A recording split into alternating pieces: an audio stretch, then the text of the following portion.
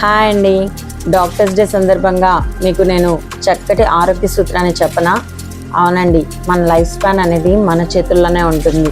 చూడండి, మనం ఎంత స్లోగా అయితే మన బ్రీత్ని తీసుకోగలిగితే అంత లైఫ్ స్పాన్ మన చేతుల్లో ఉంటుంది.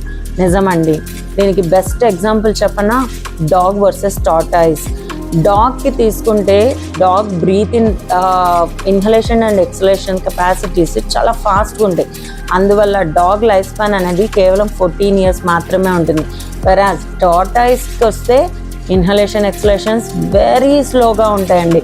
అందువల్లనే దాని లైఫ్ స్పాన్ అనేది చాలా ఎక్కువగా ఉంటుంది. This is the best example. అలాగే మనం కూడా ఎప్పుడైనా కోపం వచ్చినా, ఫ్రస్ట్రేషన్ వచ్చినా, టెన్షన్ వచ్చినా చూడండి, మీ బ్రీతింగ్, మీ హార్ట్ బీట్ తీసుకోండి, ఫాస్ట్గా కొట్టుకొని మన శ్వాస కూడా ఫాస్ట్గా తీసుకుంటూ ఉంటాం.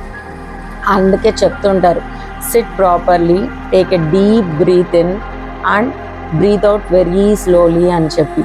ఎప్పుడైతే మన breathing capacity, inhalation and exhalation capacities అనేది స్లోగా అయితే మన ఆలోచన విధానం కూడా పర్ఫెక్ట్గా ఉంటుందని అర్థం.